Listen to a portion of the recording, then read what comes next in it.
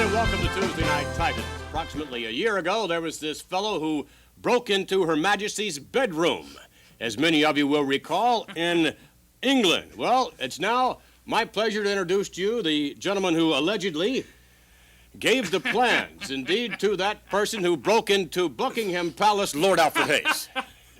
Any truth to that? Absolutely none. But he did get a cup of tea while he was there, something I've never had here with TNT. He at least got a couple of, well, a cup of tea at least. Yes, I don't and know. a chat. This week, all kind of action. Oh, fantastic action. In fact, I'm looking forward so much to every particular part of this program, especially the next part that's coming up. Yes, indeed, and scheduled to join us momentarily, the incredible Hulk Hogan by way of videotape.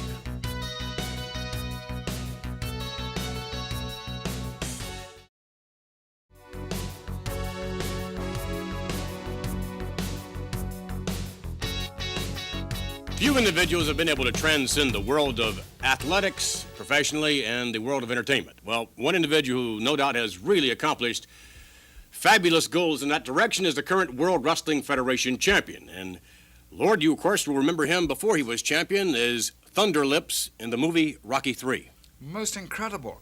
He has all different facets to his character. No wonder his parents are so proud of such a young man. In fact, in the name of our program, such a titan in the world of entertainment and sport. Well, perhaps no individual was any more impressed than his opponent that fateful night in Madison Square Garden when Hulk Hogan became World Wrestling Federation champion, and Lord Hayes in reference, of course, to the Iron Sheik. Some men seem born to a certain destiny. Every time I look at the incredible Hulk Hogan, he has that charisma about him, that's something that tells me this man was destined to be something. And what is he? He's the world heavyweight champion wrestler. What more could anybody ask for?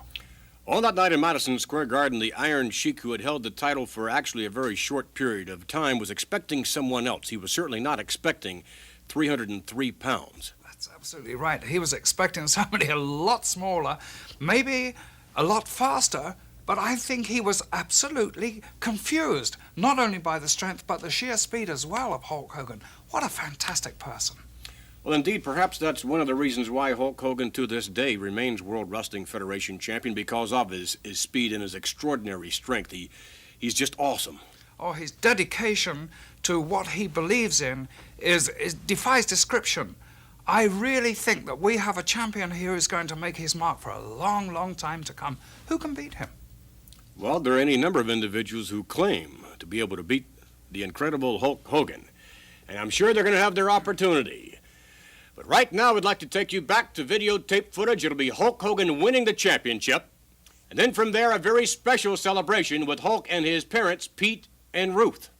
If he does it, he's a fool. Suplex coming up. He got that big 305 pounds over and down for the cover. No, he got an arm up. Boy, that was close. Boot to the kidney again. Now he's going for it. Camel clutch coming up. Yes, he's got it. He's got it. No one has been able to escape that. Look at that. The Sheik really pulling on that chin of the Hulk. The Hulk's got to come out of it. If not, it's over for the Hulk. This is what did it go back in. He's got it on and he's got it applied tight. He's got those fingers interlocked.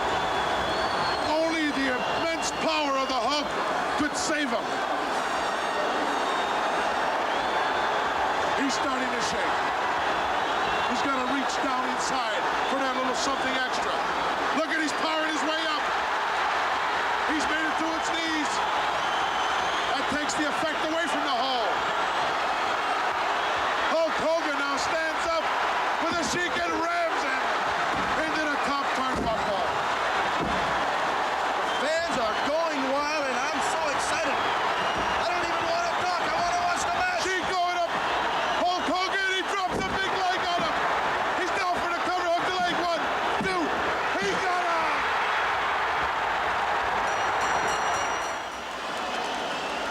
Right now, wrestling fans, let's go back into the dressing room with Gene Okerlund and the new champion, Hulk Hogan. All right, it's absolute bedlam. bedlam and pandemonium here back in the locker rooms at Madison Square Garden. Gene Okerlund here with the brand new World Wrestling Federation champion, Hulk Hogan. You proved it to thousands and thousands of fans, not only here tonight in Madison Square Garden, but throughout the wrestling world. You know something, Gene? They proved it to themselves. All I asked was for the whole WWF to stand behind the Hulkster, and I told them I'd bring it home for the USA. You know something, Gene? It is the dream of a lifetime, Daddy. Oh. And you know something? I can't imagine. This is like going to the mountaintop 1,000 times over. I feel the energy. Hulkamania's running worldwide, and it just turns me on, Gene. And I felt every one of those 25, 30-plus thousand people with me standing behind me all the way, and it felt great. Well, you have arrived, Hulk Hogan. Have you ever seen anything as beautiful as this, Gene? This belt is part yours, too. It's everybody out there's, man. What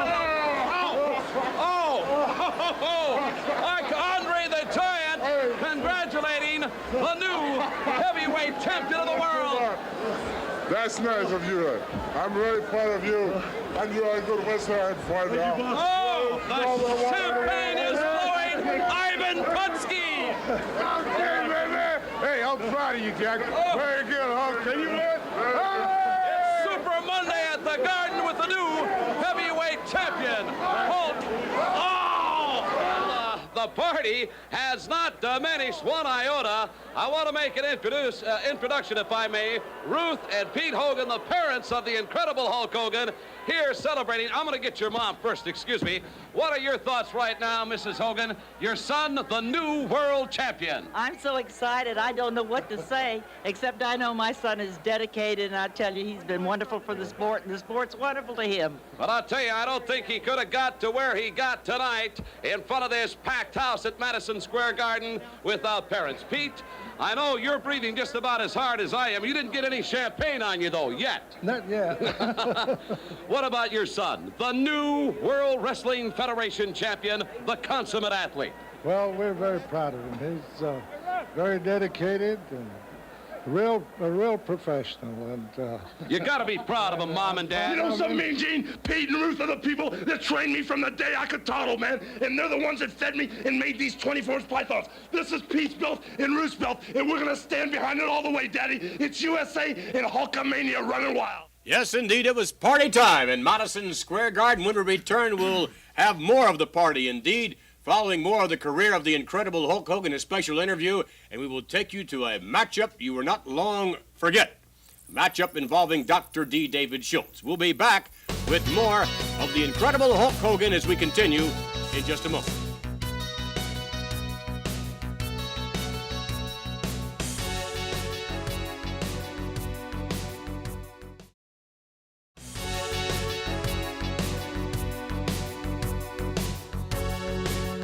In just a moment, we'll take you to Hulk Hogan with a recent interview. Mr. Hogan was about to return to Minneapolis, Minnesota. No doubt looking forward to a special World Wrestling Federation matchup, which we will show you later on.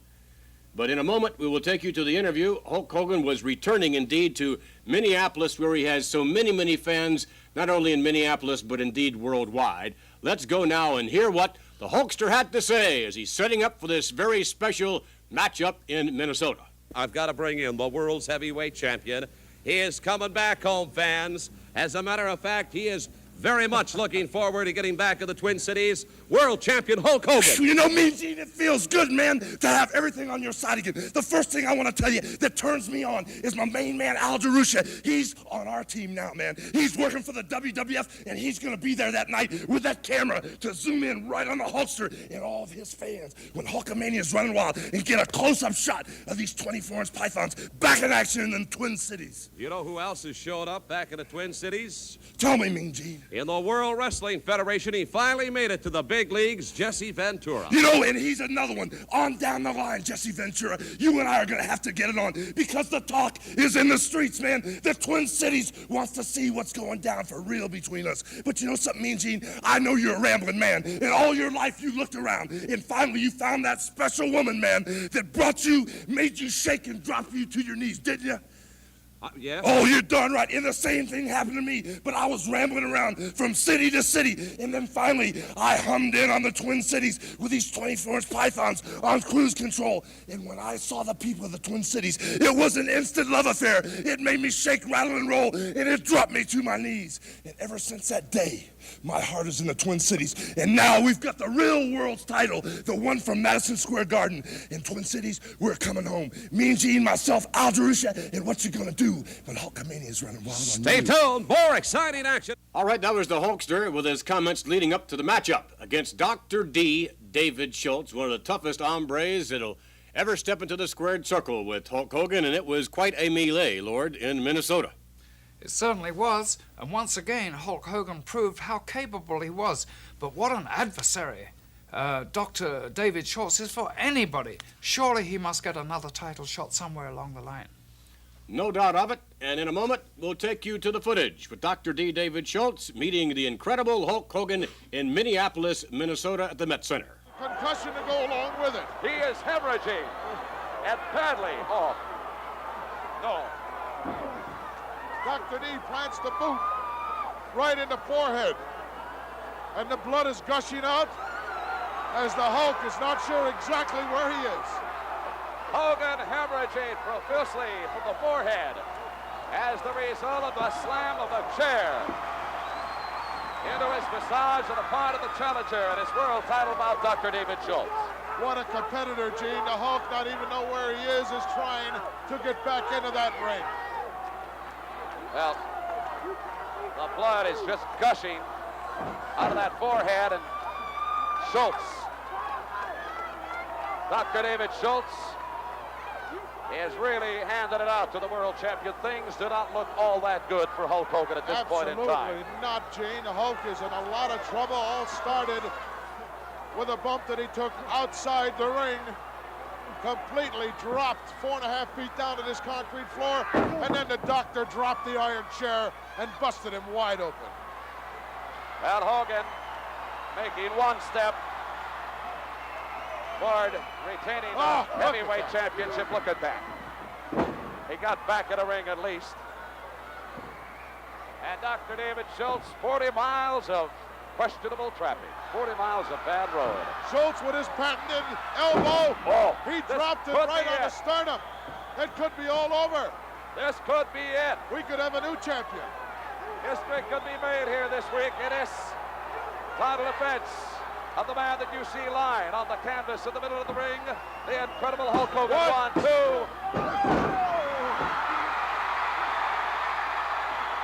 Look at that and listen to the reaction of this crowd. Double slash to the side of the head. There's a right. Those blows are not facing. Look at the look. The champion. On the Hulk's face. Look at this. Oh. Hulk now coming alive with a series of rights. Oh, look at this. Choking him out. And now he's biting the doctor. I don't know, Schultz may have been ripped open also as a result. It's possible that also may be some of Hulk Hogan's blood. It's hard to tell at this point. Al Hogan picking Schultz up, partially by the hair. Oh! What a forearm cannon job that was. Look out! The big elbow. 1, 2. No, he pulled him up. Hogan wants to administer some more punishment. Why would he to do Dr. that? D. He had the man. He had him beat. Gene, look at his face. It's covered with blood. He wants the doctor to pay. This crowd is electrified by it all. The World Wrestling Federation expanding throughout the United States, Canada, throughout the entire world. Slam! With authority. Look out, the big leg drop. Yes! Oh. Now he can pin him. 1, 2. No! You've got to be kidding me. He pulled him up again, saying, no, it's not right yet. I'm not satisfied yet. He's biting the doctor. Hulk Hogan has lost it. He's gone bananas. What a matchup this has been. 2 opportunities to get a fall on Dr. D, and now he says, I'm ready. Now I'm ready for the 3 count. No. The Incredible Hulk Hogan still bleeding heavily. Throws Schultz out to the rope. Uh-oh. I've got an idea what Hogan has got in mind for Schultz. And I don't like to think about it. Look out. No. No. Right into the steel post. Yes. Oh. I can't believe that. He picked them up and rammed them right into the post. Just like a javelin, he speared Dr. D head first into that steel post. The doctor has to be busted wide open. Hulk out once more on the arena floor. Looking around. Oh, Schultz, oh my God. Schultz is bleeding profusely Oh now. my, gee, he has been split wide open and no wonder. I can't believe he's still conscious. He Oh, rammed again. into the post again. Oh. Oh no. Only went in just long enough to break the count. Schultz. Schultz open, wide open. Hulk now with a chair. Oh! Dr. D is bleeding profusely. I don't know if these men are going to be able to walk away from this at all. Throws him back up into the ring apron. I thought for a moment that Schultz might have been going for a foreign object, but look at Dr. D. Schultz. Dr. D doesn't know where he is, Gene. Both men split wide open. This is a war, and it may be the final conflict. The way it looks at this point, it very well could be. Dr. D going for the ride. Elbow right to the wounded forehead area once more. And the Hulk, for all intents and purposes, is really doing it. Oh, look at this crowd respond to the punishment that is being dished out by the world's heavyweight champion. Referee Joe Morata saying open up that hand. Dr. D's blonde hair is now red, crimson with the blood. Oh, did you see that? Kicked him right in the kisser. And the Hulk is now enjoying this fight. Saying, get up, Dr. D. I'm not finished yet. Boy, is this a classic. This is probably one of the greatest matches I have ever seen. And only in the World Wrestling Federation.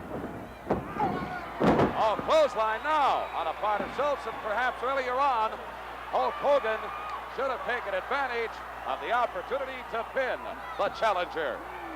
Dr. D reaching down inside, using a desperation maneuver off that turnbuckle, and caught the big guy coming in. David now with an elbow, and he's got the Hulk in a prone position. Wait a minute. No. Schultz going up on those ropes, up to the second, now up to the third. And momentarily, I would suspect Dr. David Schultz will be airborne with an elbow forward. Flying elbow. Oh, Missed it spark as the champion rolled out of the way at the last moment. talk about your action. This is absolutely unbelievable, Gorilla Monsoon. Oh, another clothesline cannon shot. Down for the heel kick. He's got it.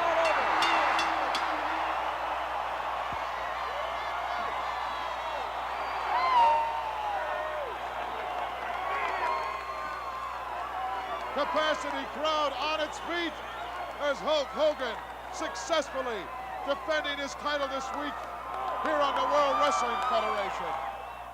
Hulk Hogan victorious in Minneapolis, to be exact, over Dr. D. David Schultz. As you said earlier on, Lord Alfred Hayes, I would suspect that we have not heard the last of Dr. D.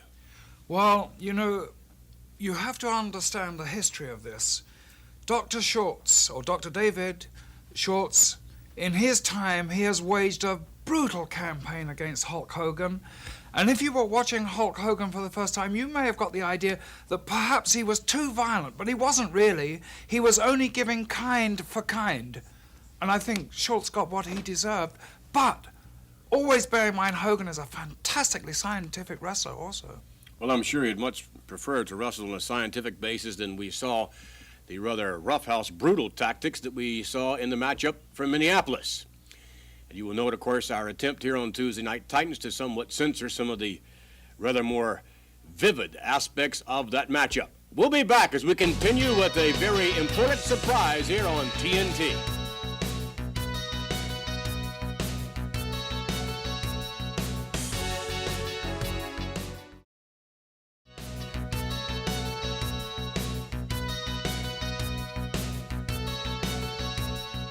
Our next guest is a gentleman who, well, in any event, he's regarded as one of the roughest wrestlers in professional wrestling today. His name is the Butcher, Butcher Paul Vachon, to join us.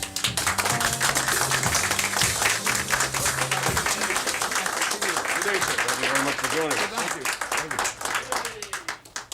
Thank you. Mr. Vachon, from, I guess, one of the most famous families in the history of professional wrestling. You, your brother, and your sister as well. All great wrestlers. Yes, sir. Thank you very much. It's a pleasure to be here on TNT. They said to me, Butcher, you're going to go on TNT. And I said, well, what am I going to do there? They said, well, you're going to meet Vince McMahon and you're going to meet the Lord. I said, just a minute. I don't think I'm ready yet. But in any case, it's nice to be here, Lord, and nice to see you again. It's certainly very nice to have you here. Vince. You make a Butcher, change. one of the things that you do, one of the many things, a multi-talented individual, I must say, aside from your wrestling skill, is your ability to sing.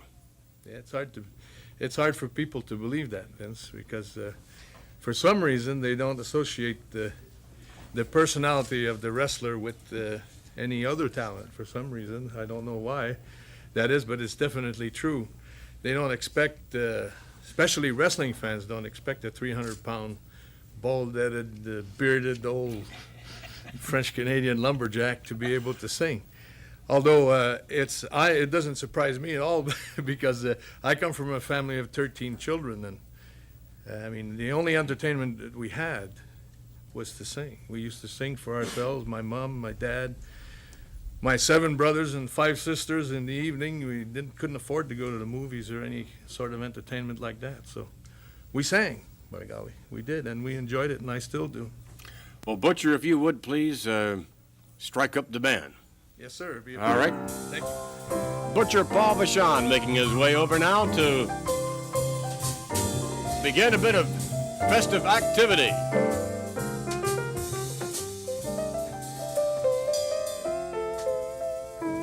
What are we going to hear, Butcher? Des yeux qui font baisser les miens, un sourire qui se perd sur sa bouche. Voilà le portrait sans retouche de celle auquel j'appartiens.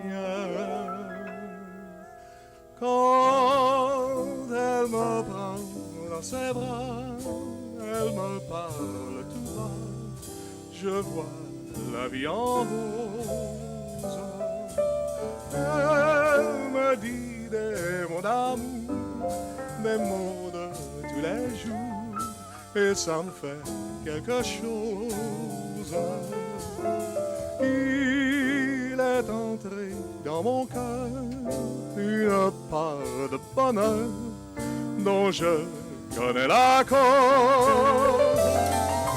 C'est elle pour moi, moi pour elle dans la vie. Elle me l'a dit, l'a juré pour la vie. Et dès que je l'aperçois, alors je sens en moi mon cœur qui va. Too dangerous, chérie, too dangerous for me. You know I can't resist you. Hold me close and hold me tight. I'm in a world apart. La vie en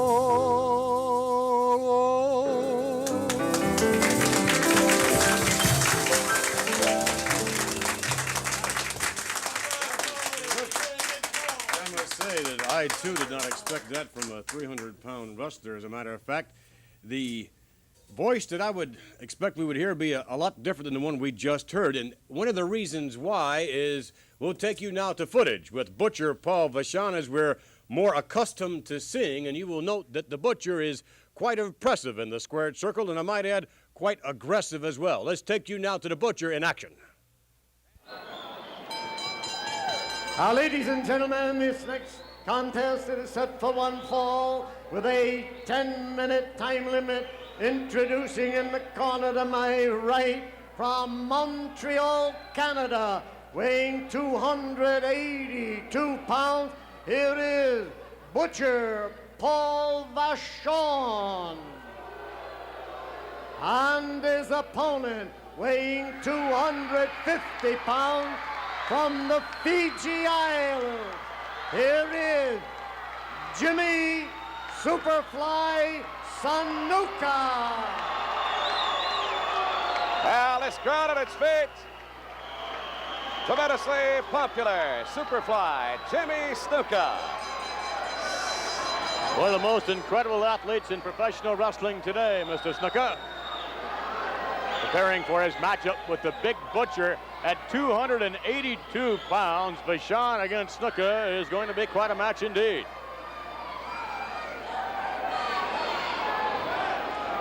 Vachon, ring veteran. There's a look at the poster of the Superfly. Boy, he can fly like no one. All right, now we're ready for one-on-one competition.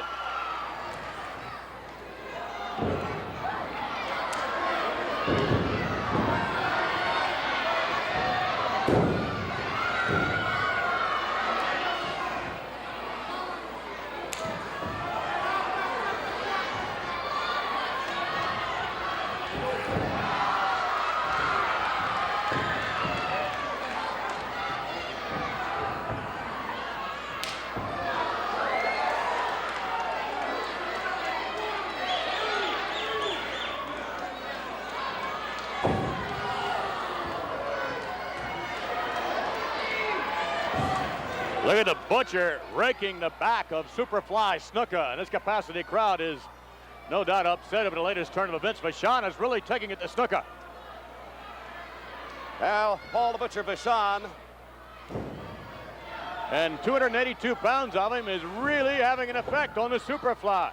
Irish whip from Vachon. Vachon hesitating, but nonetheless moving in now and continuing his attack on the phenomenal Superfly Snuka. Snuka backing off.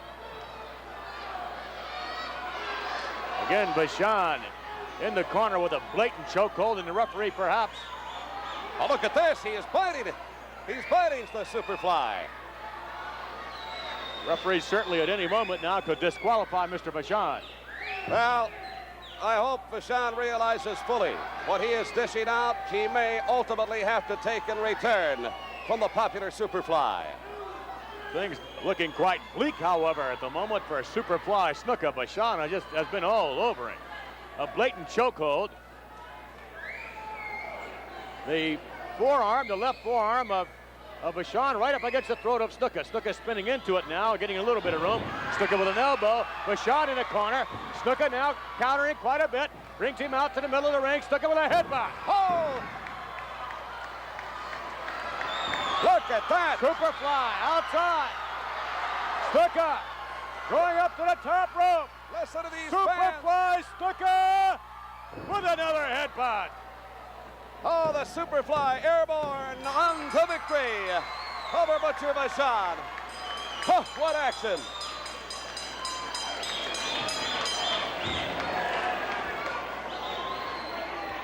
We'll get the official time. Here is the time, 2 minutes and 55 seconds. It is the winner, Jimmy Superfly Snuka. What an impressive comeback.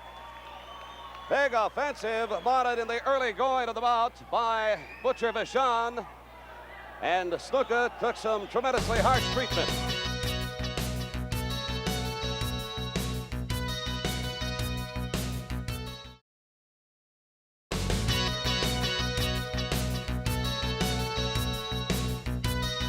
We are back, and we again would like to thank Butcher Paul Vachon for joining us. And Lord, I think the mail has arrived. I think they're dropping out. And if that postman does that again, I'm definitely going to have to see to him myself, or is there a dog here somewhere? Maybe I could set on to him.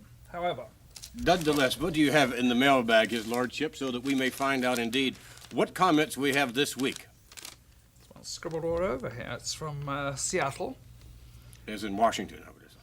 Isn't it about time the Are you championship sure committee... we don't want to try this?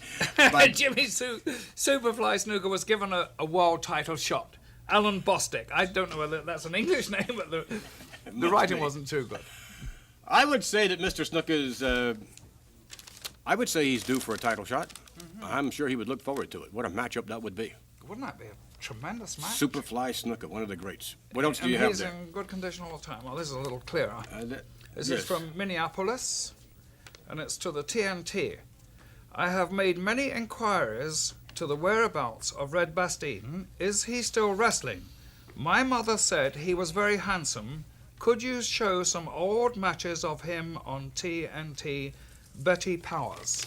Well, as a matter of fact, we just may have some footage in the future of Red Bastien when he was in his heyday. He currently, by the way, is residing in the state of California and looks fabulous, and also is using his experience in the World Wrestling Federation as a special guest referee, and I might add a great one. He is, indeed, in every aspect. Is he still as good-looking as her mother thought? I'll let her mother be the judge when we play the tape. What else do you have there, Lord? Well, I think we've got time for another one. This one is from Los Angeles. My friend and I have a $10 bet going on who is the youngest. $10. It's a big bet. As in the one after 9. $10. A bet going on who is the youngest, John Studd or Sergeant Slaughter. Also, is it true that John Studd was born in Los Angeles, signed Lisa Barton? John Studd is from Los Angeles. As to which individual would be the younger, I don't know. I would. It's very difficult to say, isn't it? What do you think? Sergeant Slaughter? No, I don't know. I really don't know. They look about Regardless of their age, I must say they are two of the great competitors in the World Wrestling Federation today. With that in mind, greatness certainly comes to mind when you think about our next guest, as a matter of fact, because he was without a doubt one of the all-time greats in the history of the World Wrestling Federation. Ladies and gentlemen, Gorilla Monsoon.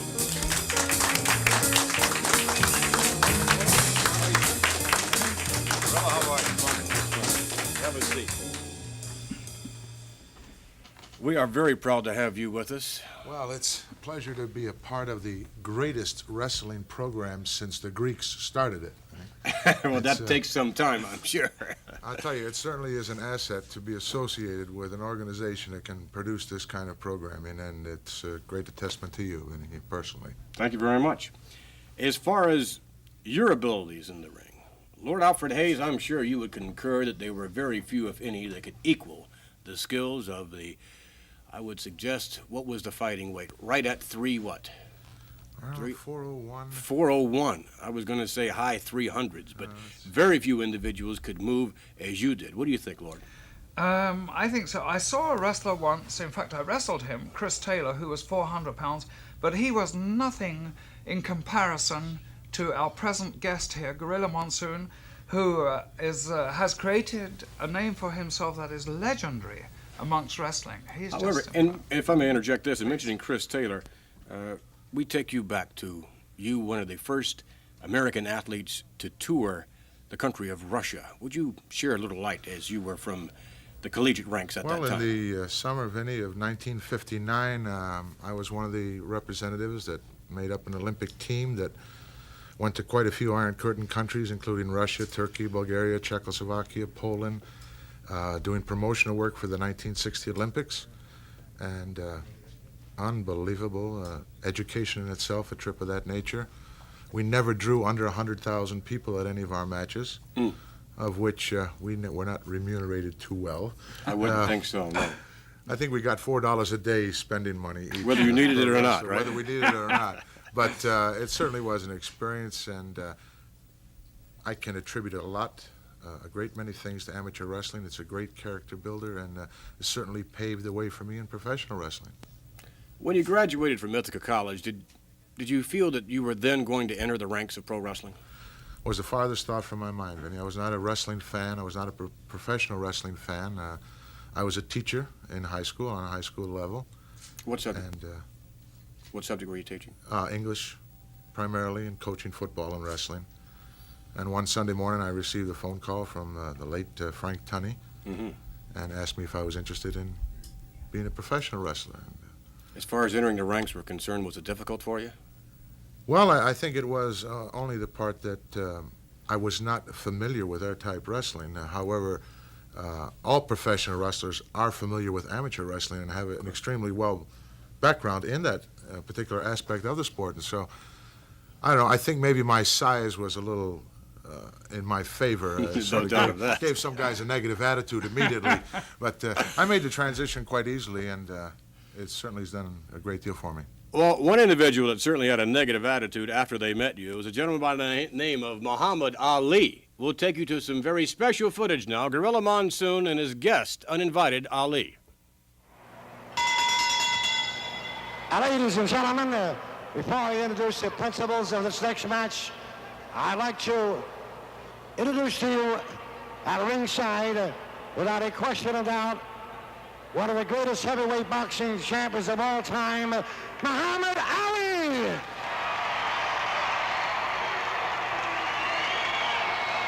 Well, the roar of the crowd for Muhammad Ali.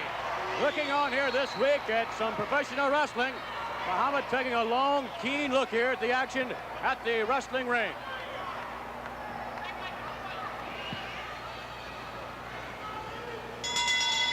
Ladies and gentlemen, this next match, one fall, a 10-minute time limit.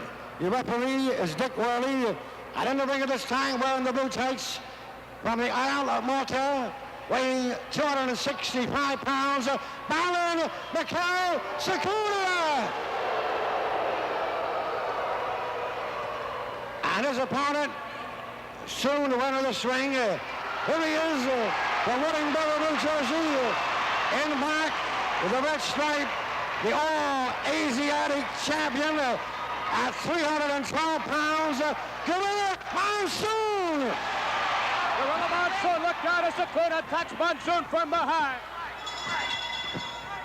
Baron Mikhail Sakuna wasting no time against the big 400-pounder. Hard rights and lefts, pounding away almost at will. Gorilla, one of the toughest athletes now. Monsoon doing his own chopping. Up under the neck now, Monsoon coming on strong, measuring the man. Sakuna obviously dazed. Monsoon has him, chops him up, and out goes Baron Mikhail Sakuna. And there's Muhammad Ali standing up, pointing his finger at Gorilla Monsoon. Wait just a minute. Ali has his jacket off. He has his tie off. What is he gonna do? Muhammad Ali is gonna commit suicide here. Ali, look at this. Ali's coming in the ring. And Muhammad Ali is in the ring. Ali taking his shoes off. Apparently he wants to go round and round with Gorilla Monsoon. A big, big mistake on the part of the boxing heavyweight champion. What's going to happen here? Muhammad going to stick him, trying to stick with a quick left. Muhammad now backing up, doing a little bit of dancing, not too much. You see Gorilla Monsoon circling around. Now Muhammad just stay there. Muhammad, you see, with his hands down by his side, at any moment that lightning-like speed of Muhammad Ali could make itself evident here against 400-pound Gorilla Monsoon. Monsoon with another little jab there. Ali's not finding his mark at all. Muhammad's, oh, look at this. Airplane spin. Round and round. Down he goes. And there's Gorilla Monsoon, who could do anything in the world he wanted to at the moment. Monsoon could do anything to Ali.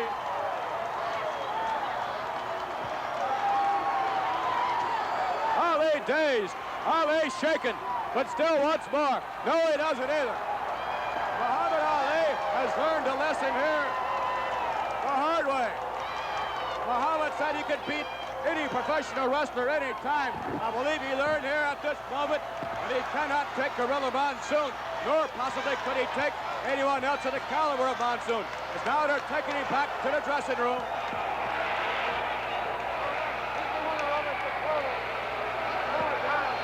We can get a word in with Gorilla Monsoon. Gorilla Monsoon. Gorilla, we can just have a word here with you if we may. A moment ago,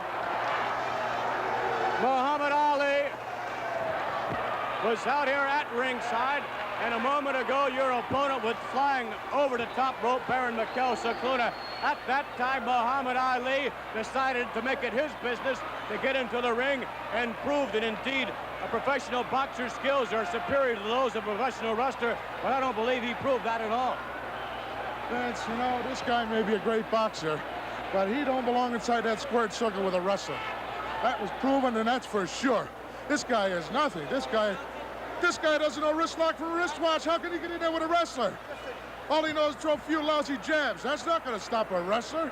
Let's take a look at the action we saw earlier here with Gorilla Monsoon, who stood back, stood as... Here we see now Muhammad trying to reach you. Quick with a quick left jab, trying to reach again. He can't reach you. He's too far back. He doesn't want to move in on you. But Muhammad Ali now sticking, jabbing. As soon as you grab a boxer, he's finished. A boxer can't fight when you tie him up. Now he's pointing his finger right at you. What's he saying to you? He's saying, I don't stand a chance with a fighter. There you go. There's your Up fight. he goes. Gorilla Monsoon has him high in the air. Round and round and round he goes until Muhammad Ali doesn't know where he is. Gorilla Monsoon sitting around and round and then flattens the man out, back first, and there obviously you could have done away with him had you wanted to. No question about it. No question about it. He was at my mercy.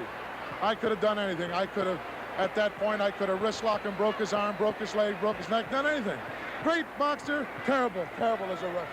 Great boxer, but terrible as a wrestler. Muhammad Ali entering a domain about which he knows absolutely nothing. We'll be back in a moment. Well, there, Gorilla Monsoon. And I must say, I'm sure that was quite a surprise when Mr. Ali chose to step into the ring. The year, by the way, was 1977, and Muhammad Ali was then world's heavyweight boxing champion. A little post-comment on that. Well, he got an education, Vinny, in that as many other professional athletes get an education when they decide to step into the field of professional wrestling, where you're meeting the greatest conditioned athletes in the world by far. Even through amateur athletics, when we were wrestling, we would take football players and basketball players who thought they were in great condition and take them up on the wrestling mat, and in a minute and a half they're stepping on their tongue because it's a different ball game. You don't condition every part of your body like you do to be a professional wrestler. And we have some great guys today who are in such great shape that I would not question to put any amount of money against any other professional athlete, and I know our guys would come out on top. Well, you mentioned conditioning, and there's perhaps a most unique situation in terms of wrestling being the greatest martial art, and I would think that you have many other athletes at a tremendous disadvantage, no matter what kind of condition they're in. There's no question, because they don't know, number one, the fundamentals of wrestling. And you take a boxer like Ali, who, in my book, is the greatest fighter of all time. But Ali, as soon as he gets in reaching distance, it's over. Same way with Andre the Giant, with his confrontation with a boxer. As soon as Andre got his hands, Chuck Wepner really didn't know what to do. He was stymied. I was in the corner that night, and the look on his face was just a look of amazement as to the power that Andre possesses, and Andre played with him like a toy. There's no professional athlete in any field that's going to step into professional wrestling ring and take advantage of a professional wrestler. It just cannot be done.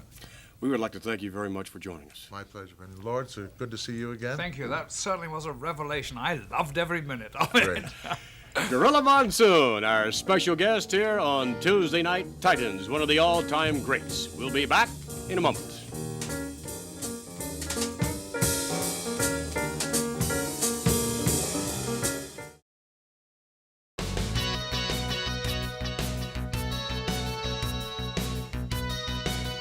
We are back, and in a moment, ladies and gentlemen, we shall be joined by A rather controversial individual, to say the least. I'm sure you'd concur with that, Lord Alfred Hayes.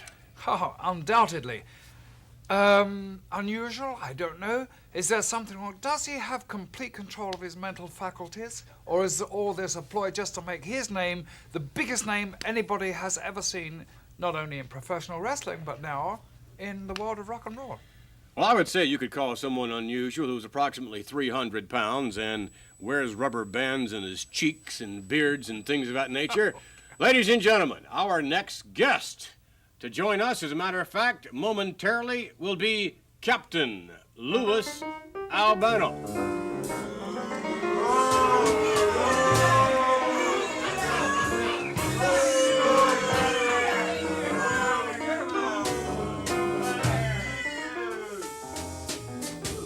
Mr. Albano, does it bother you that you are something... Does it bother you, Mr. Albano, that you are something less than welcomed as far as general wrestling fans are concerned? I mean, you heard the boos here moments ago. It seems to me that you are a most unpopular individual. How does that sit with Lou Albano? You know, McMahon, I don't live by applause or by boos. I live by the green, brother, money. And all I care about is I'm the maker of 14 tag team champions, and I'm also the maker of rock and roll stars. So, money is the name of the game. I'm not looking for applause. I'm not looking for love. I'm not looking to shake your hand, all dressed up with that $1,000 suit, and this other talks over here like, I say, pip, pip, and all that stuff. You don't have to put your hand out to me. I'm not looking for that. I'm looking for the green. I'm looking for the bread. I'm looking to do what's right. I'm looking for tag team champions. I'm looking to make rock stars. I'm looking to be on top, and I'm looking to project my name. If we just interject this one word, it seems to me that lately you've been spending a great deal more time in the world of music. Please. What's the matter, little gas? Put it up for the esophagus and project it out. It's the best thing to do so you don't get heartburn. You got it? Thank you. Go ahead. Mr. Albano, you seem to be spending a great deal more time in the world of music as of late than you do in the world of pro wrestling. Obviously spending a great deal of time in terms of this controversy with Cyndi Lauper. Miss... Yeah, go ahead. Get that, Lordship? How disgusting. Beg your pardon, Lord? I said, how disgusting. Well, then move down the end of the chair and you won't get it. Disgusting. What are you, a teetotaler? All right, Mr. Albano, what do you really know about music? It seems to me that you know very, very little about music. My good man, just keep quiet right there. I happen to be an accomplished musician. I happen to write the lyrics of Cyndi Lauper and Girls Want to Have Fun time after time. I happen to play 9 instruments fluently, but piano is my best one. My mother was a concert pianist, as you know, played for Paderewski back in 1927. I'm one of the best. I'm an accomplished musician. I can get up, I can play at any time. You do stretch the truth a little bit. Well, just a minute. You doubt my word? Well, let me show you something. Let me show you something, Mr. Big Shot. You want to see me on the piano? Let me show you. I would like very much. Lord, would you like? I'd like. Just a minute. What do we got over here? Blue and If yellow. you would bear with right us, there. Lou Albano approaching the Hey, band. Tommy, off the seat. Come on. Get out of here and make a move. Come on. Get out of my way. You put them things off to get over there. And don't nobody touch nothing over there. Are you serious? He can't even sit down. Can't play that. Look at him. That's 300 pounds. I wonder if the bench will support that. I wonder if the bench will support that weight. Oh, do you think he knows which end of the piano he's to play? I don't think so. Terrific, Mr. Albano. Great. That was probably one of the best pieces. Oh, here we go now. Going to play the same one again, I think. I think the bench needs to be moved over just a little bit more. He's going to sit inside it. Yeah. Boy, is this thing out of tune. Could we please, Mr. Albano? Shut up and give the other man a chance. Shut up over there. This is too much. I don't think. I'm sorry.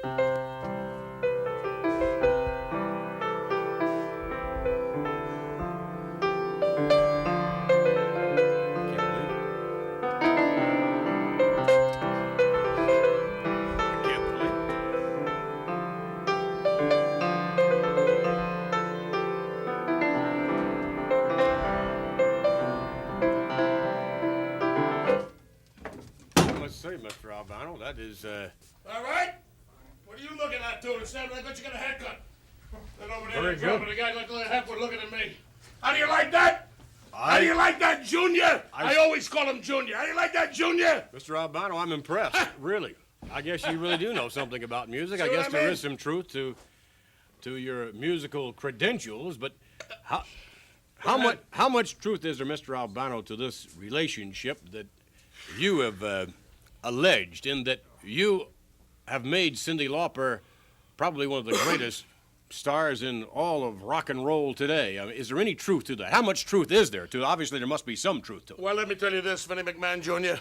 I took Cyndi Lauper. She was nothing but a barroom. I'll call her a barroom lady. I don't like to use the word broad, but that's what she was. Not. A barroom lady. Took her out, projected her career, taught her how to conduct herself. I taught her the PEG principle, politeness, etiquette, and grooming. As she stated right on TV land, you know when you go to dinner, most of your contracts are done over the table. So in other words, when you're out etiquette, in other words, when you're eating, you got to know where the butter dish is located, to your right or to your left, or you're grabbing the wrong guy's butter. I showed her how to do this. When you got a mouthful of food and someone asks you a question, you don't want to spit it on the floor. You want to learn how to conduct yourself. Right. So I taught her etiquette. I taught her how to dress, because you can see by my attire, I'm the number one. What are you looking at, stupid? The number one man as far as etiquette, politeness, and grooming. I took this young lady, I made her what she is. All right, Mr. Albano. You know, Mr. Roddy Piper, and may I call you Mr. Yes, It's been such an honor and a pleasure to be at your side, a man that is so fluent and great in wrestling knowledge as a manager, as a wrestler. That is I've never seen anything in your class. Personally, I would have loved to have been your manager, Roddy. Wait a second. If you to manage me, you see, when it comes right down to it, you really know a man's professional capabilities. When I take a look at a man like you, who has not only been the world's greatest manager, successful in history, but actually takes people like Cyndi Lauper. You sit there in your booth, but here is proof. Take Cyndi Lauper, the number one star you got in the whole wide world right now, and you took her and managed her career from nothing. Is that correct? From nothing? Took her from nothing, Roddy, and I made her a superstar. From number 90 to 80 to 70 to 60 to 50 to 57 and a half to 40 to 30 to 10, 9, 8, 7, 6, minus 1, back to a 1. Made her. Girls want to have fun. Junior, I produced, I wrote, and I directed the entire video for MTV. Was Captain Lou Albano that was behind it. I wrote the lyrics, wrote the music, the whole bit, produced it, directed it, stood there. I put my time in, devoted, stayed up nights, night in and night out, studied the score, looked it over, picked the right cast, picked the people that would fit, suitable for Cyndi to make it a success. And it became number one in the country, number one in the world, sold 2,976,000 right. copies. It was no doubt an unbelievable success, and as a testament to that, as a matter of fact, moments from now we'll take you back to Rowdy Roddy Piper in Piper's Pit, and we will see, obviously, some of the awards that Miss Lauper has won. I have here Mr. Lou Albano, the captain himself, the greatest manager of wrestlers, but not only that, has supremed himself, the greatest rock and roll manager ever, with Cyndi Lauper here. I want to give you credit, and just for the skeptics, let's clear it up right now, Captain. Roddy Piper, you're a brilliant strategist and a genius, but let me show you what I did for Cyndi. USA Today. Let's take a look at that. USA. Cyndi Lauper, it's USA. You've all heard of course, Life magazine. This is Fine Life. publication. This is Life, man. Let's take a look at the cover of Life magazine. Cyndi Lauper. We'll get inside now. See what the captain did for Cyndi. Here you go. Major magazine, Life magazine. All together. Perhaps you've like to see Cindy's album.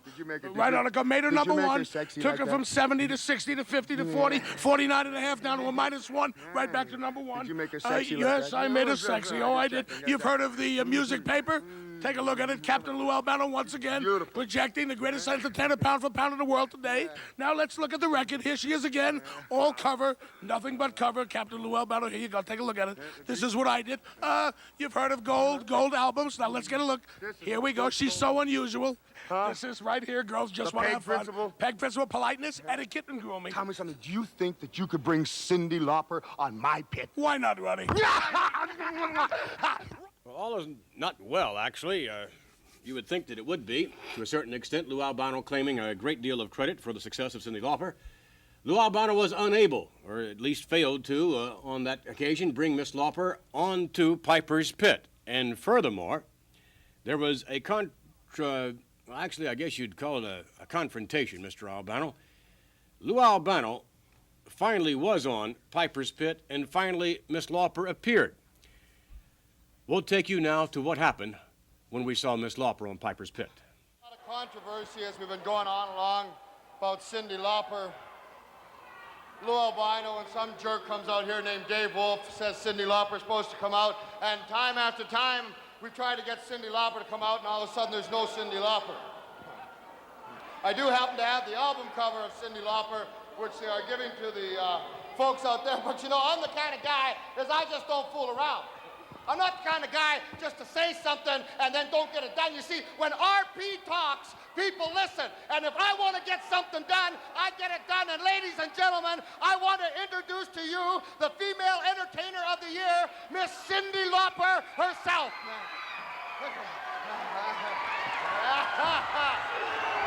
Sit down. It's a pleasure. It's a pleasure. Please have a seat. Please have a seat. Please have a seat. You look... First of all, I would like to say to you, you look wonderful, Cyndi. It's been a long time coming for us to try to get you here. Cyndi has flown 7,000 miles to come here and see us. And one thing that I admire about you is we both have something in common. We are both #1 at what we do, and you, time after time, and the records that you have out, the girls just want to have fun with all your... They do. They do. Girls just want to have fun. Where have you been? What have you been doing? Oh, well, I'm glad to come back. I've been in Europe. It's nice to see all the wrestling fans and the WWF. And you, Rodney, how are you? It's great. I've been in Europe. I've been in London. You've been in London, England. London, England, same thing. London, England, same thing. Tell me, who does your hair? Oh, me and Patrick, we do it. Who's Patrick? Oh, he's in the back somewhere. He helps me out. Pat. You look terrific. You look terrific. You know, as we were saying, we're both #1 in what we do. And I'm a self-made man, and I realize that through the time you've had a lot of friends help you out, and especially one, Captain Lou Albino, your manager, the man who has taken care of you and actually brought you from nothing and taken you up. Rodney, wait. Yes, darling. No, I love Lou, but he's not my manager. A lot of people think that. Oh, wait a second. You're not calling, wait. No, I know you don't mean that. You're not calling Lou Albino a liar. I know that. He's your manager. Lou would never say that. Lou, hey, how are you? Cyndi, sweetheart, how you been, baby? How you doing? Cyndi, tell all these people out here how I took you, Cyndi, and found you in New York City and Queens, and how I made you a superstar. Tell them what I did for you, Cyndi. Lou, come on. Only kidding. No. No, wait. No, wait a minute, Cyndi. Tell them how I wrote the words for time after time, Cyndi. And girl... Lou, he's kidding. He's only kidding. No, wait a second. Now, you've told me that you've taken 75%. You told me that you brought her from nothing. Took her from telling how women, Cyndi, belong in the kitchen, and pregnant, Cyndi, that no woman's ever accomplished anything without a man behind her. Cyndi, tell them that. Wait, Lou, you know, I don't like that. You're only fooling around, right? Because I don't like that stuff. No, wait a second. This is not fooling around. You're not kidding? Cyndi, just shut up for a minute, Cyndi. Tell them what I did for you, Cyndi. Tell them how you... Hold that up. Tell them how you came off my reputation, Cyndi. Captain Lou Albano, how all women are nothing, Cyndi. They're slime. How it takes a man to make a woman... 1 second now, just calm down. I saw the video myself, and I know what he's done. Yeah, about 1 second in the video. What are you, crazy? No, it was a big segment, Cyndi. You wrote all for me, Cyndi. Wait a second. I saw the video myself. You can't come out here and tell me that this man is a liar. I'm not calling him a liar. I don't want to get mad. Now, don't get me mad. Wait a second. We don't care who gets mad. I'll tell you something. Just wait a second, young lady. I don't care what you think. Just a minute, Cyndi. I want you to be honest. Tell them how I took you abroad, hanging around New York. What? Abroad? Go ahead, tell them a barroom broad major, Cyndi. Go ahead, Cyndi. Tell them the truth, Cyndi. What did you do?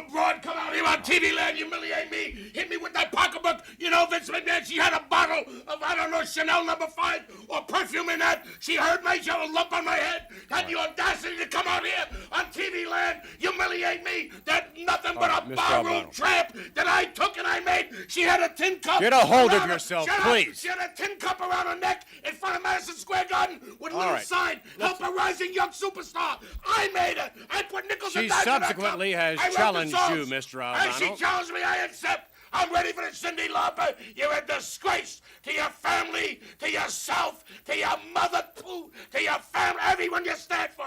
I wrote the music. I wrote the lyrics. I directed it. I took you from a barroom broad and made you a lady. Got it, Lauper? Made you a lady, if that's possible. Got it, Lauper?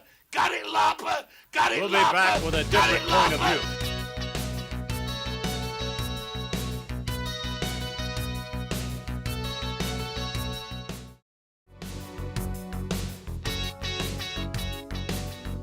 Earlier on, our guest Lou Albano, and of course Mr. Albano took a great deal of credit for the unparalleled success for Miss Cyndi Lauper.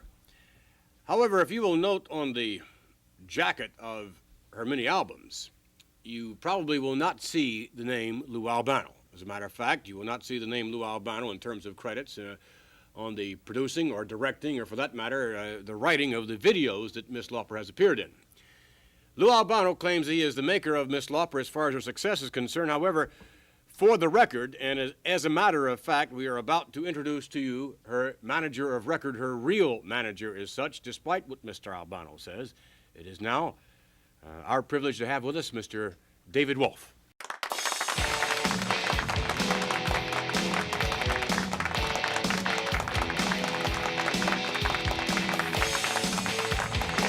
Sort of happy to be here. Oh, I'm sure you are to a certain extent, I would hope, and that you could maybe shed a little light and clear up some of this controversy earlier on. I don't know if you were with us or not, and I had the displeasure of seeing... you heard what yes, Mr. Albano was saying. Well, there must be some credit must be given to Lou Albano, I would think. Well, we did see him in a number of Cyndi Lauper videos. How do you account for that? Well, in the beginning, when we were making our first video, we more or less invited Lou to participate in the video, just to play the part of her dad, because we thought it would be very funny. Did he produce? Absolutely not, Vince. What about direct? He had absolutely nothing to do with the video in any way, shape, or form, other than just participate in it. And he played the part of her father, and that was basically the whole thing. Everything else that he has said, he's fabricated. It's all lies. It's a publicity stunt on his part to ride on our shoulders, principally Cyndi's shoulders, and take advantage of her incredible success at this point. I would think that Miss Lauper, as well as yourself, would be very upset at this juncture after the video that we saw there of the confrontation. Well, we're extremely upset about it. As a matter of fact, he even had the audacity to go up to our record company and demand money for them, and claim that if it weren't for him having been part of her career, she would have never have made it. And, you know, this kind of embarrassment to constantly have to deal with this sort of thing is just totally abhorring. Listen to them guys. Well, I'm the one that made it. Took her from a nothing and made her what she was. She was a nothing. Vince, I have no problem if... Please. Little barroom tramp. You know, Don't let that bother you, I please. really David. don't want to deal with that. I mean, like, I'm happy to talk to you, and if indeed you want to know the facts about the situation, I'd be happy to. I'd like to get in that in just a moment. Right now, we'd like to take you to some very unique footage of Miss Lauper and a very special challenge. It's a pleasure to be here in your humble abode. I was at a recording studio earlier with Lauper, and you would not even believe what this ungrateful wench said after what you did. I want you to roll it. Show them what she said. Yeah. Here I am, rolled around. Ms. Lauper, obviously I've accepted your invitation to come here, obviously for your apology for your conduct on the last Piper's Pit with the great Mr. Albano and myself, and I can assume that you're being a nice lady by apologizing, and for the people, and especially for myself and Al, just go for it. Apologize? Are you crazy? I ain't gonna apologize. Wait a second, you're not going to apologize? You're not going to apologize for what you did in front of millions of people? Are you going to sit here and tell me that after what you did, the way you conducted yourself as a lowlight, that you're not going to apologize for nothing? Yo, you're on my turf now, pal. Why don't you lighten up? Let me tell you something. Lou said a lot of things. He said a lot of things that made my mother cry. My family is very upset. He didn't just hurt me. He said he hurt my parents. He hurt my grandparents. You know, he didn't make me. That guy's been riding on my back. I let him into my field. He knows nothing about music. Nothing at all. But you know what? I'm going to show him that he knows nothing about music and he knows even less about wrestling. Let me tell you something, Mr. Albano. I challenge you, you fat bag of wind. I challenge you in your own backyard. To what? I'm going to get a female wrestler. In 1 week, I will have a female wrestler. And you can get anybody you want, fat man. You can get anybody you want. And I'll have my wrestler fight yours. And I'll show you that you know nothing about music and even less about wrestling, fatso. So what do you say to that? You're gonna get yourself hurt. That's You're gonna get right. yourself hurt. I'm telling you, you're gonna. Do you believe that ungrateful wench? Can you imagine that, Cyndi Lauper, just to sit there and listen to that Cyndi Lauper come out telling you about her mother crying and sister. You know, Cyndi Lauper, you're a disgrace to your mother, to your family, to your grandmother, and everyone involved. Accept your challenge. I accept your challenge. Take her, man. You got it. You want it. Well, now you got it. I accept it. You're done. I don't care about your mother, Lady Lauper, Miss Lauper. Pay attention. You're a liar. You're a sneak. You're a cheat. You're a disgrace to your family. I made you. I made you, Lauper. Get it straight. I accept. I accept, Ronnie. I accept. Got it, Lauper? You got it? We got it? I accept. You got it? That's it. I accept. You accept. Remember it, Lauper.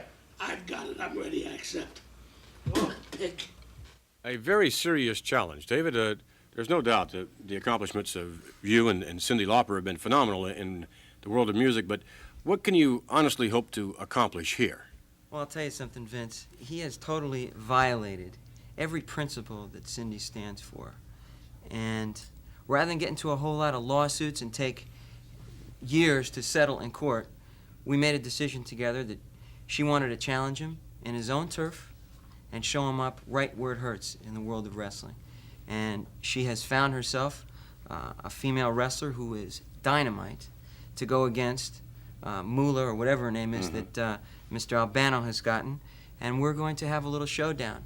And I think she's going to show him once and for all that a woman her place is just not in the kitchen getting pregnant and all that other nonsense that slob said of her. And I think it's going to be a great opportunity for her to stand up for what she believes in, and I'm going to support her all the way. What kind of hopes do you have of success? I think we're going to do just fine. We've made a few friends in the World Wrestling Federation, and there's a lot of wrestlers that are really supporting what we're trying to accomplish, that also share with us our belief in terms of what Mr. Albano stands for. And I think we have a terrific chance to do just fine. And whatever happens, we're going to do it. We're going to stand up for what we believe in. He is one of the most abominable liars I have ever met in my entire life, and to just continually do this and embarrass us every opportunity and chance he gets, that's it. We'll beat him in his own game. One way or the other, we're gonna show him. You think you're gonna kick his butt? Kick his butt? You know, he taught Cyndi something. He taught her the peg principle. Well, we're gonna show him the bad principle. We're going to show him that he's going to get beaten, annihilated, and destroyed. And yes, we're going to kick his butt. What? What? You and that little wimp, that lousy liar, that snake Cyndi Lauper! Get out of here, you! You and that Cyndi Lauper! Come on! You're going to do what to me? Come on! You're going to do what to me? Come on, would you please? You're going to do what to me? You're going to do what to me? Would you please? What are you going to do? What are you going to do, you punk, you? You punk, you! I'm sorry, David. What are you going to do, you punk, you? I apologize. Please sit down. Please sit down. I apologize. You just don't know what's going to happen when you have a man like that as a guest. I apologize. I don't know what to say. On behalf of TNT... That man is going to go down in Madison Square Garden. We're going to destroy him, that ridiculous wrestler that's going to actually be with him. We're going to make a mockery out of everything that he has said. That's it, man. This is just totally outrageous. David, again, For what it's worth, we apologize for Lou Albano's actions. It seems like we're always doing that. Lou Albano, David Wolf, again, thank you very much for joining us. Our apologies.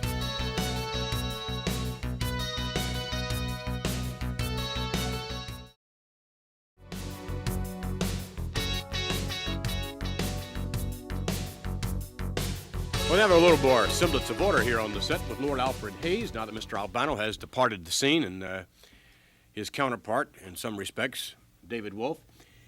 We obviously had to call out security moments ago, but perhaps we should have called out the United States Marine Corps. With that in mind, that certainly will bring us to our next guest, the individual who's the first inductee into Sergeant Slaughter's Cobra Corps, our guest from Amarillo, Texas, Terry Daniels.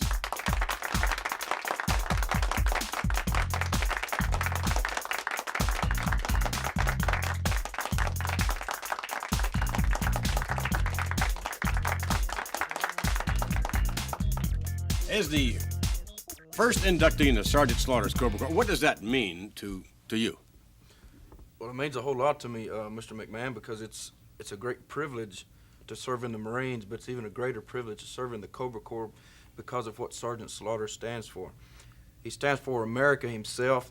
He puts a lot of heart into everything he does, and that's the example I'd like to follow myself. Well, indeed, you have followed those words a great deal in your career in professional wrestling. You yourself are quite an outstanding young wrestler. Lord, how would you assess the capabilities of Terry Daniels? Well, I've watched him. I'm fascinated not only by what he does, but I'm fascinated by the strange way he speaks. I think he has a wonderful future in front of him, and what an association he's chosen, and what an honor to be inducted into the Cobra Corps. Something he's never, ever going to forget. All right, if we may now, we'd like to take you to some video footage. We'll take you now to a matchup that's just about ready to happen. Sergeant Slaughter will be making his way to the ring. You'll note who will be leading the way, Terry Daniels. Weighing in at 296 pounds, here is Sergeant Slaughter.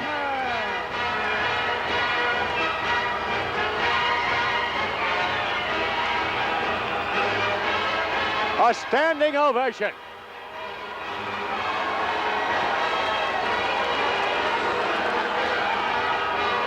Look at this. Sergeant Slaughter.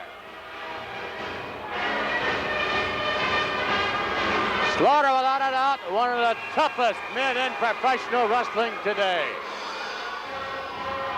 Slaughter up on the apron now. He better watch himself with Tiger Chung-Lee with that kendo stick.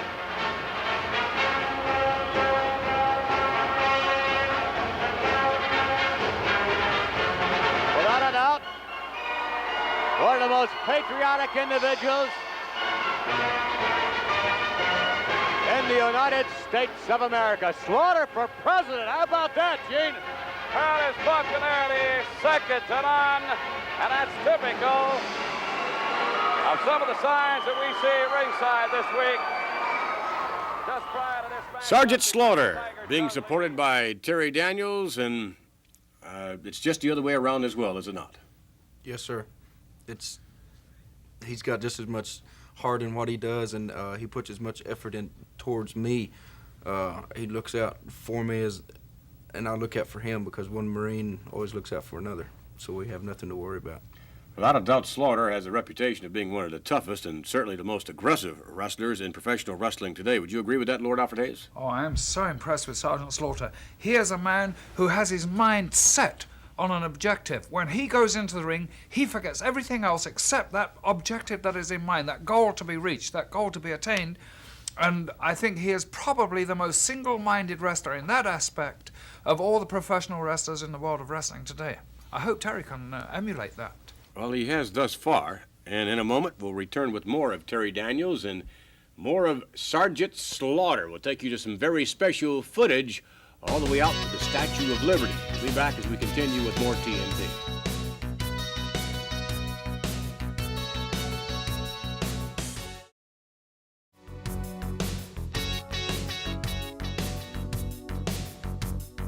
We're back with Terry Daniels. Mr. Daniels, a sergeant in the Marine Corps, and apparently just as importantly, a cadet, actually, or I guess not cadet so much, inductee, the first one, that is, in Sergeant Slaughter's Cobra Corps. In terms of supporting each other, I would think you would take that to the limit somewhat in upcoming tag team matches that you and the Sarge have online. Yes, sir. There's some stiff competition out there as far as tag teams go. In order to have a successful tag team combination, you've got to be able to know what the other person is going to do. For example, Sergeant Slaughter, he's got to know what I will do. He's got to know that I will be behind him if he gets in trouble. Vice versa, I've got to have him behind me if I get in trouble. So you've got to put this together, and of course, being two Marines, then neither one of us have to worry because that's what we're trained at doing. I was going to say, it seems to me that in military training that you would have teamwork is really the key. It should somewhat come natural to you and the Sarge. Yes, sir. That's very important. If you don't have your teamwork down, then the battle's lost. What about the possibility of meeting the tag team champions Adrian Adonis and Dick Murdoch? Would you and the Sarge look forward to that? Yes, sir, we will. That's a great honor there to meet the tag team champions because they worked their way up to get the belts. And to have a shot with them is kind of like a dream come true for me especially. Now for me and Sergeant Slaughter, we've got to work especially hard because Adrian Adonis and Dick Murdoch are a couple of tough characters. One of them also from Texas, your Yes. home state. Recently you took a rather unusual trip over to the Statue of Liberty with the Sarge, did you not? No, sir, I didn't have a chance to go, but Sergeant Slaughter went over with me in mind, and he took my pride along with him. All right. What we'd like to do is take you now to some of that very special footage that we were referring to earlier on, and we thank you very much for joining us, Terry. Thank you, Mr. McMahon. Terry Daniels, ladies and gentlemen, the first inductee in Sergeant Slaughter's Cobra Corps, apparently just as proud to be a part of the Cobra Corps as he is the Marine Corps. So now let's take you to very special footage involving Sergeant Slaughter, along with the restoration of the Statue of Liberty.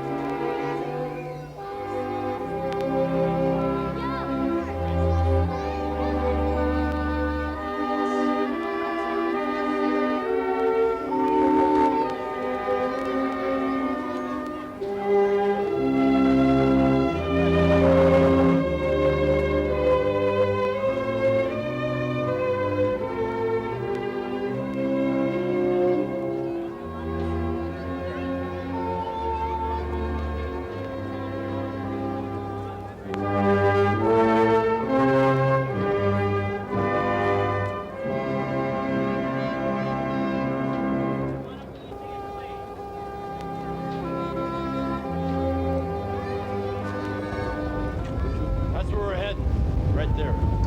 Miss Liberty.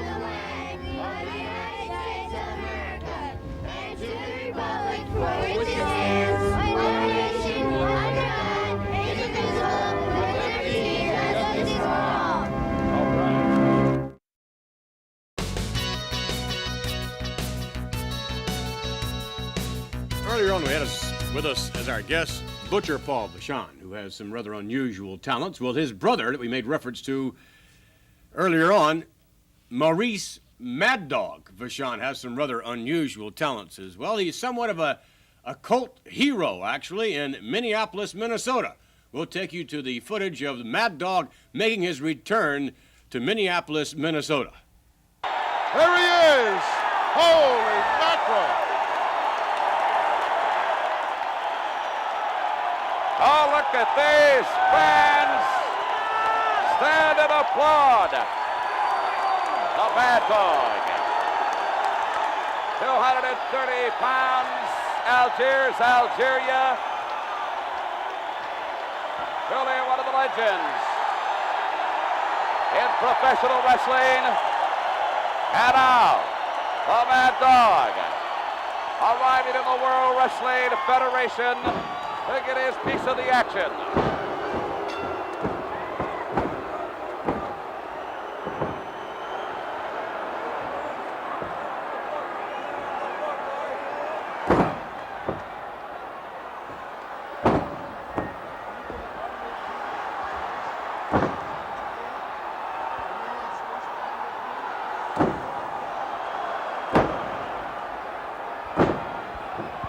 Mad Dog Vachon brought into this arena with a standing ovation for this capacity crowd.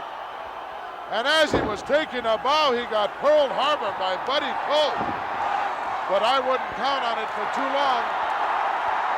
Oh, 248 pounds, Las Vegas, Nevada. Listen to this crowd. This is called energy. And the Dog breaks the eyes of Colt. Oh, and a big left chop to the upper body of Buddy Colt. Now Mad Dog is fighting Colt. Oh, my. I think Colt made a big mistake, Gene, in that Pearl Harbor attack. This guy's roughing up without riling him up.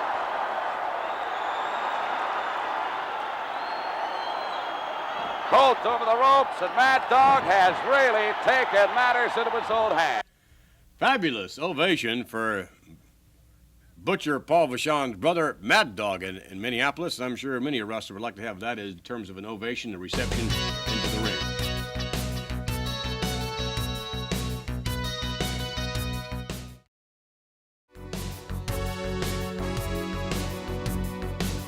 We certainly hope you have enjoyed this presentation of Tuesday Night Titans. When we return, ladies and gentlemen, in 2 weeks, by the way, next week we'll take you to the Capitol Center for a World Wrestling Federation spectacular. The following week, Tuesday Night Titans will return, and with us will be our guest, Greg the Hammer Valentine, one of the foremost wrestlers in the World Wrestling Federation today. And, well, to join Mr. Valentine, his wife, who is a very attractive lady, so I'm told. Alfred? A beautiful girl, she really is. And but let's face it, Greg is a very good-looking fellow. They deserve each other. I would suppose so. And we'll find that out when they join us. To join us also, ladies and gentlemen, in 2 weeks here on TNT will be Tony Garea from Auckland, New Zealand. And to round things out with bagpipes and all, the pipers will be piping. We'll have with us Rowdy Roddy Piper himself.